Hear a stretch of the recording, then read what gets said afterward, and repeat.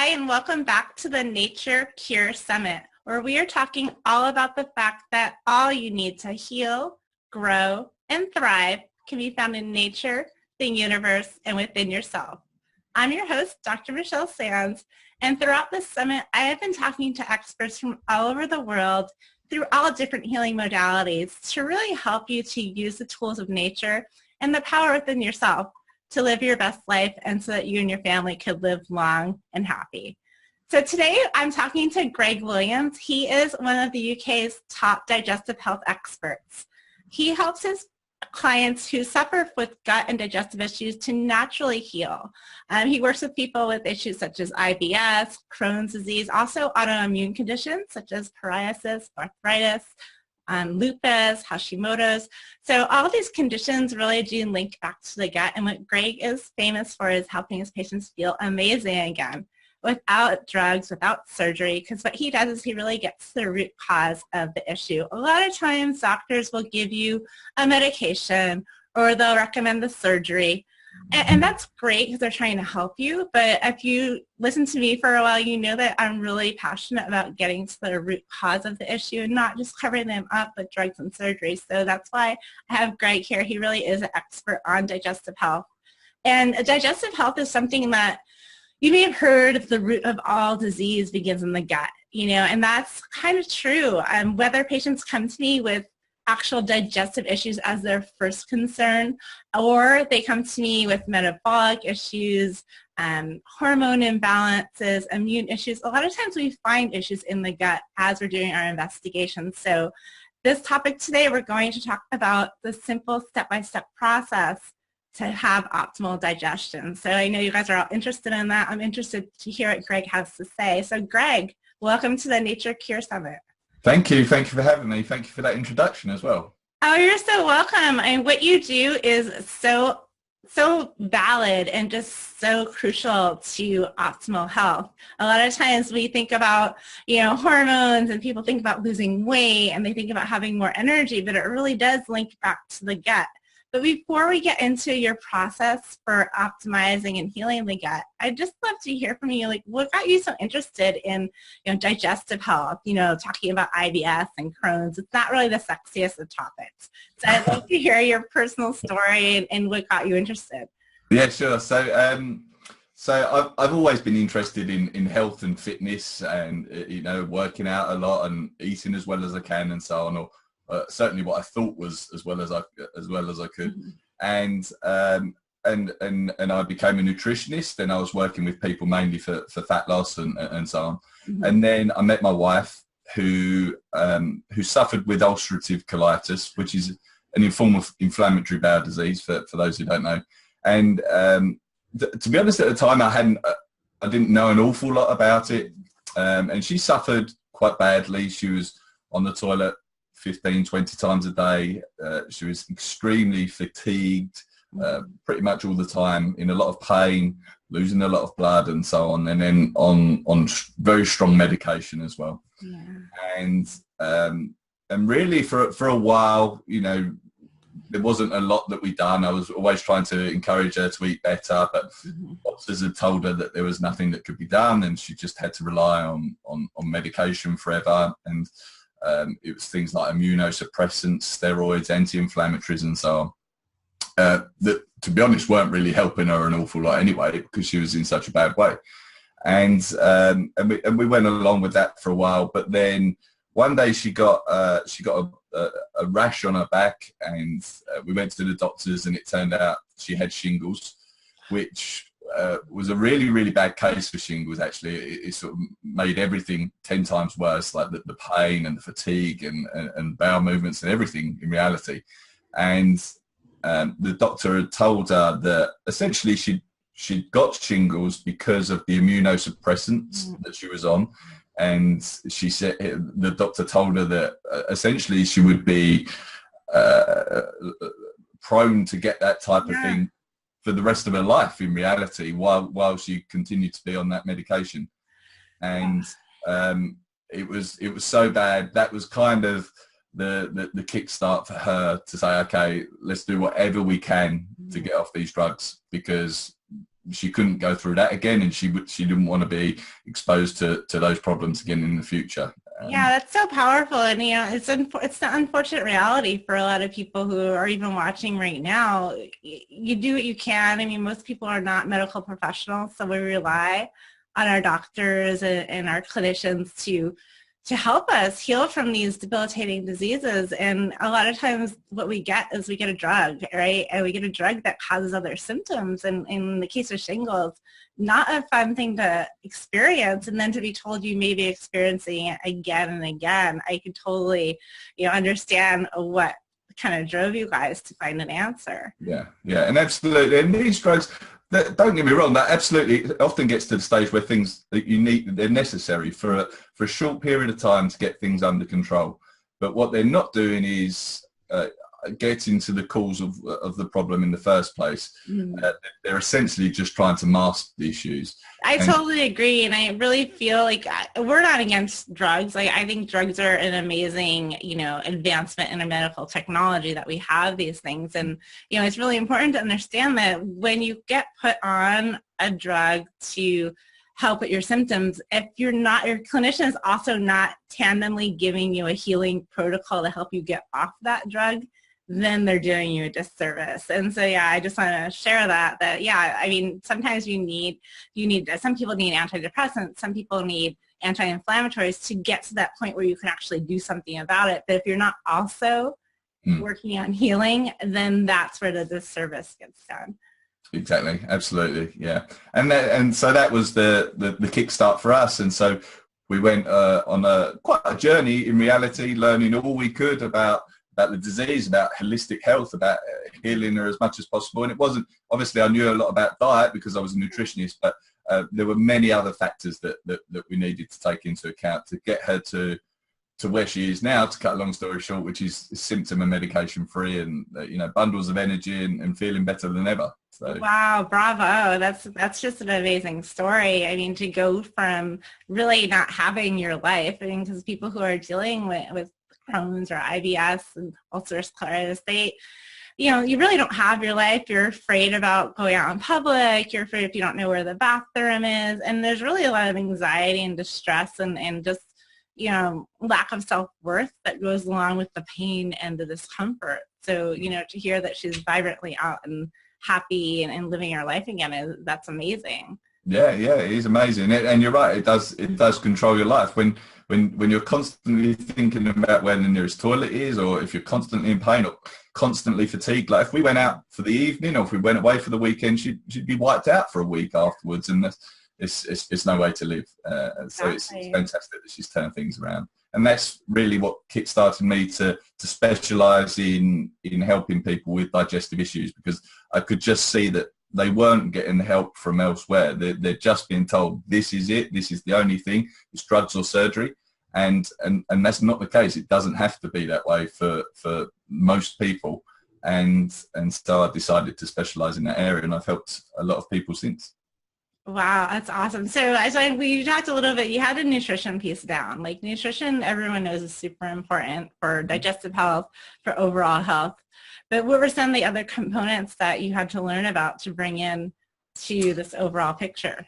Certainly, some of the other very important factors include stress. Stress is a huge factor in reality. When someone is flaring, when they have IBD or any issue in reality, is very, very commonly triggered by a stressful event or a stressful situation.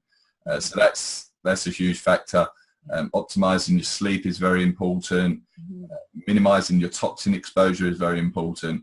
But then also we look deeper and we run some testing, such as stool testing and urine testing and so on, just to help look deeper inside someone's body and better understand what's going on, looking for infections, bacterial issues, parasites, candida, all of those issues which play a huge part in reality, and very few people are really aware that kind of testing is available to them, and the impact that it can have. And in reality, you could have a fantastic diet and have stress under control, but if you've got a lot of infections or parasites or something like that, then you can certainly still be suffering symptoms. Totally. I know firsthand. I went to Nepal a few years back, and this is before I was a naturopathic doctor, when I was still training. And I came back, and I actually ran the Grand Canyon, which I felt great. So this is like testament to the fact I got back and I felt fine. And then a few weeks after that, I started feeling horrible. And I went to 4 different doctors, and they all told me I had IBS. And I'm sitting there saying, I just got back from Nepal. Like, is there a connection? And even with that information, I was still told, no, just take some like anti-inflammatories, take some Pepto-Bismol type thing, and it's just IBS. There's not much you can do. And so being with the education that I had, I knew that there was some kind of parasite going on, something in my system that wasn't supposed to be there. And, that's the only reason why I was able to heal, was because I actually was training in alternative medicine, so I knew better than the doctor at that point. But, I could totally understand how people would just, be, subservient. You just listen to the doctor and you go home and you just deal with it. And that's so sad. Yeah, and we had a very similar story. In reality, we done a lot on the diet and the stress management and certain supplement protocols and so on. And we got Donna, my wife, to a place where she felt fantastic. And then we went away to Thailand for a couple of weeks and came back, and she was in a terrible way for a while, back on the toilet 15 times a day. And it wasn't really until we'd done the testing and looked deeper and then put in place protocols based on what we found that we returned her to a place of optimal health. So it's certainly a huge problem. And in reality, like you mentioned Nepal, and my wife was in Thailand, but you can pick these things up anywhere. Right. It's true. It's true. Travel. Even here in the States or in the UK, it's very easy to pick up, especially if you do have a history of a digestive issue or an immune issue.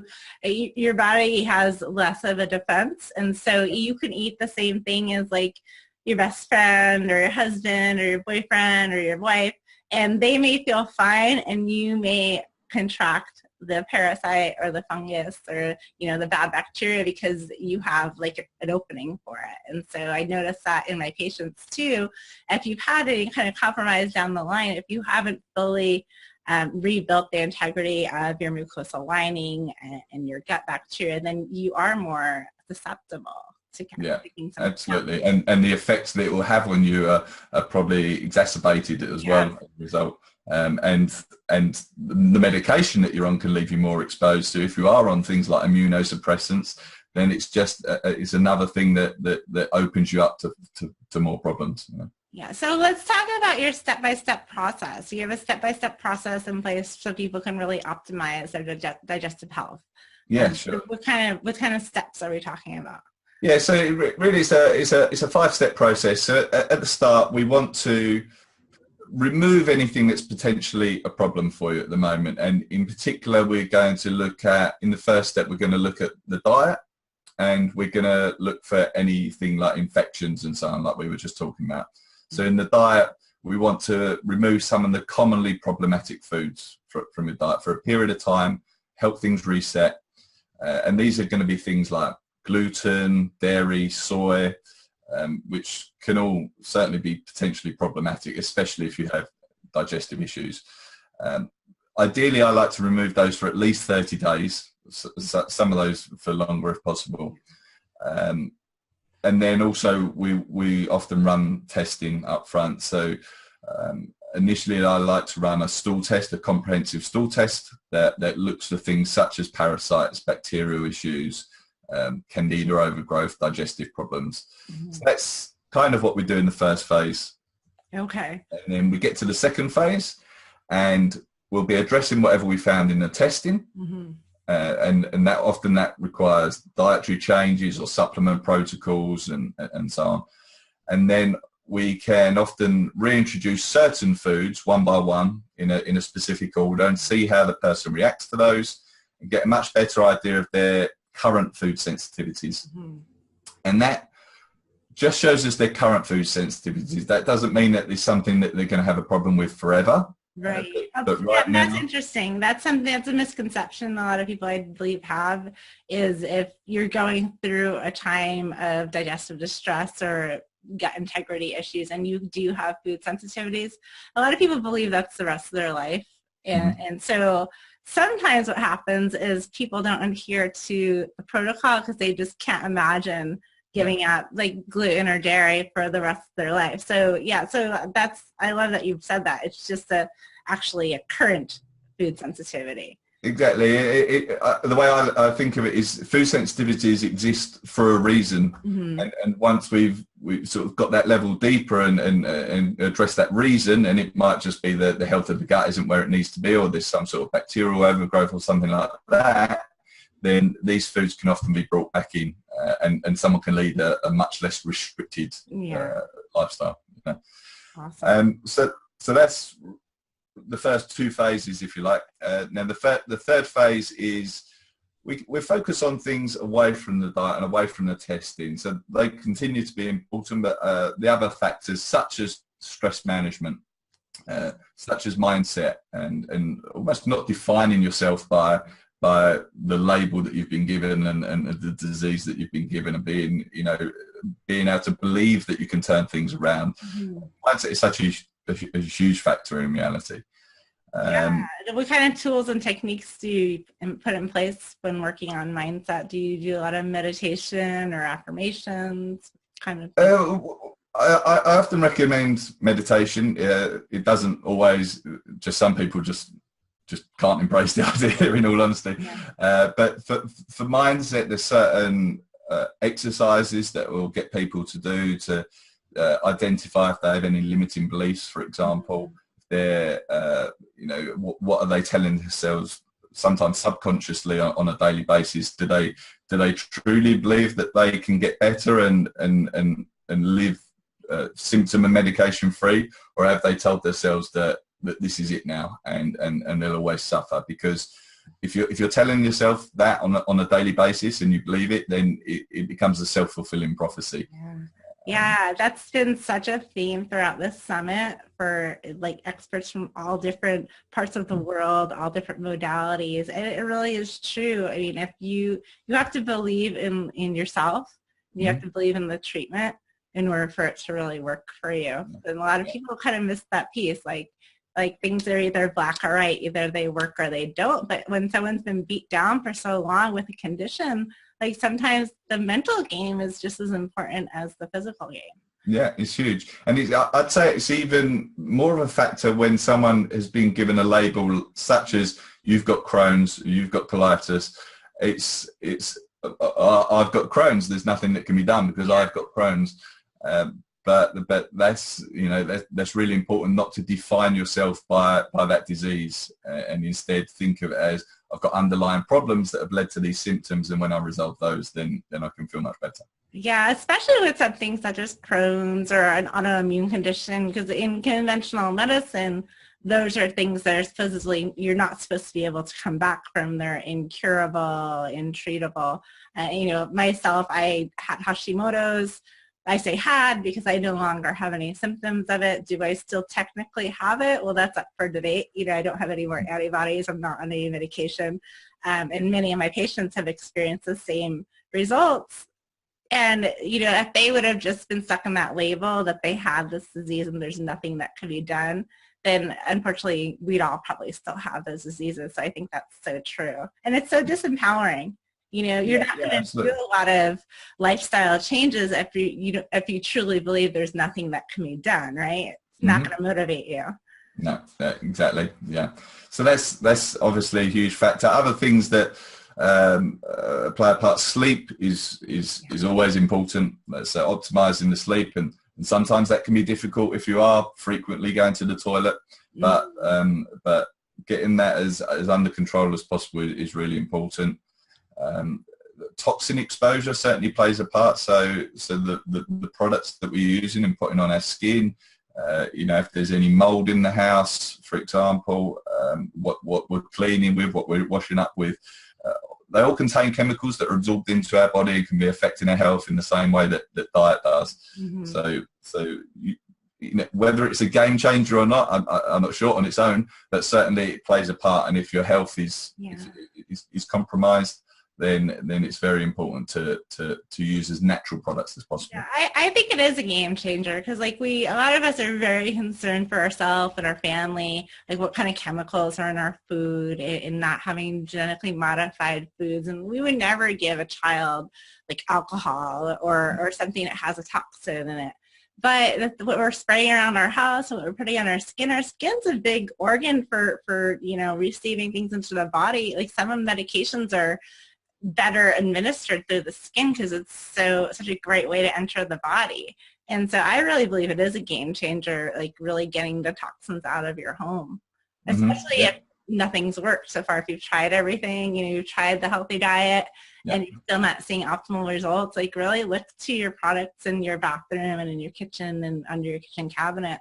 I think it makes a huge difference for not only the person suffering from this disease, this digestive issue that we're talking about, but for children growing up and not having allergies and asthma, headaches, and all these other conditions that can be, caused by toxins in the environment. Yeah, absolutely. Yeah. So they're things in reality that I say they're in the third phase of the 5, but in reality we're focusing on them throughout the journey. Exactly. Because I don't think, I don't live in a bubble. Greg, you don't live in a bubble. So we're not saying you have to be perfect. Like you could still go out in the world and touch things and, eat at a restaurant, where they might have used a toxic cleaner. But, do you do what you can in your home, in your own environment so that you can minimize exposure? I just want to make sure people realize that we're not trying to be unrealistic. We're just trying to, really help you optimize. Exactly, and it's just awareness. A lot of the time people aren't aware of this, and if you can just make a simple change, just use this product instead of this product, without any negative effects from it, then just do so. Exactly. Yeah, and you don't have to make all your products at home. There's some great products out there that have low toxin levels or no toxins in them. Yeah, absolutely. Yeah. Awesome. So that's really what we focus on in the third phase. And then the last 2 phases are really about healing the damage that's been done over time. So in those first 3 phases, what we're doing is trying to remove anything that's been a problem that's been damaging. It's been damaging the health of your gut, the lining of your gut. And now those things are out, we can now start the healing process. And that's where we bring in certain foods and certain supplements to really help to start heal the lining of the gut. And what this does is it helps to clear up even more of the symptoms and keep things much more under control, more stable. You start to feel the best you felt in ages. But this is also going back to the point on the food sensitivities, where we can often bring more and more foods back into the diet, foods that perhaps someone was once sensitive to, without them being a problem for them. And like I said, food sensitivities exist for a reason. Normally that's because someone's gut is damaged and they suffer with what's known as leaky gut or intestinal permeability. And once that's healed, then the food sensitivities often go away and someone's diet can become much more varied. Now, do you find this whole process, how long does this whole process take, all the steps generally it varies, I would imagine, right? Yeah, certainly it varies. And generally I work with someone over a 6-month period. Yeah. And by the end of that, then we can often get them to a place where they're feeling certainly substantially better, if not 100%. And now some people will experience a huge benefit within 2 weeks from just cutting something out of their diet, but that doesn't necessarily work for everyone, especially if they've got infections and so on that need to be cleared. It can become a longer journey. So typically 6 months you can have progressed substantially in that time. Yeah, and I really feel like those last 2 steps are just as important as the first 3 or 4 steps.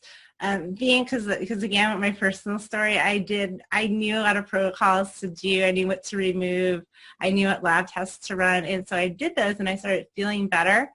And then I didn't finish it because life came up and I didn't work on the full restoring of the gut lining and healing. And then I relapsed. And I see this across the board with people who come to me. Like they'll tell me their health history and, you know, they had a digestive issue, then they did some changes to their diet and they took some supplements and they started feeling better. And then all of a sudden something stressful in life happened and they went back to square one. And a lot of times that happens because you didn't do those crucial last couple of steps where you're actually restoring the integrity of your gut lining and really getting yourself back to full health, even when you already feel better. Yeah, absolutely. And because it leaves you exposed to those problems that we talked about, you know, like infections, like parasites. You're much more likely to pick those up or not be able to fight them off if your gut health isn't where you need it to be. And so those final stages are very important for just being able to fight off the things that we're faced with daily as effectively as possible. Super. And so, Greg, you actually have a great free gift for everyone watching today where they can download and learn a little bit more about how you can help. It's actually centered around fatigue. So can you talk about your free gift a little bit? Yeah, sure. So what I've actually found is when people do suffer with digestive issues, typically, obviously there's the problems that you typically associate with digestive problems, but then also fatigue can be a huge issue, and that could be for a number of reasons. And so the free gift is a report that I've written that talks about some of the simple dietary changes that you can make that can help to increase your energy levels when you do suffer with problems like digestive problems, such as inflammatory bowel disease or IBS or something like that. So yeah, that's a free report, and then you'll go into my list, and then you receive lots and lots of tips on me on turning things around and covering more detail what we've just talked about, basically. Awesome. Yeah, so the link to that free gift is right below this video. So all you have to do is go down and click there. You're going to enter your name and email. Greg will send you that free report. And then, like you said, you'll also receive more information from him just regarding tips and tricks to heal your digestion. And Greg, you also wrote a book. I was wondering if you could just talk about that a little bit for the people in the audience who are really struggling with their digestion. Yeah, sure. So the book I've written is available on Amazon, and it is focused on people with Crohn's and ulcerative colitis. So it's called Fatigue Free with Crohn's and Colitis, and it's a more in-depth look at the steps to take to increase your energy levels when you do live with inflammatory bowel disease. So you can get that on Amazon at the moment. Yeah, so that's great for anyone who is dealing with those conditions. Also, clinicians working with people with those conditions, or if you know somebody with either of those, struggling with either of those, what a wonderful gift that would be for one of them. So, so that's all the time we have today. Believe it or not, that went super fast. But Greg, thank you so much for being here. I really feel like your work has helped so many people, and you really broke it down nicely to make it understandable and implementable for so many people. It's a pleasure. Thank you for having me. Thank you. You're so welcome. And thank you guys all for taking the time out to watch today. I know that there's so many demands on your time, and you could be doing just about anything right now. And I just commend you for taking some time out for your own health and well-being to learn a little bit about how you can use the power of nature to heal. So thank you again for taking some time out with us. And this has been the Nature Cure Summit. I'm Dr. Michelle Sands, and we'll see you back again tomorrow. Bye-bye. Hey there, it's Dr. Michelle, and I just wanted to commend you and thank you for spending a little bit of your day to do something empowering. I hope that you found value in today's content and that you'll go out and use this new information to improve your life, even in a small way. I want you to open up to the possibility of making today, this week, and this year the greatest possibility you've had so far to improve your life. This is about breaking out of old paradigms. It is about learning the act of living naturally. It's about honoring who you are and allowing all that is good into your life. I promise to continue to bring you educational, empowering, and inspiring content to help you achieve the body you dream about, but more importantly, help you live the life you deserve. Remember, all that you need, you already have. It's right here, in nature and within yourself. So stay tuned for some more value-packed interviews, and be sure to check out all of the resources at glownaturalmedicine.com.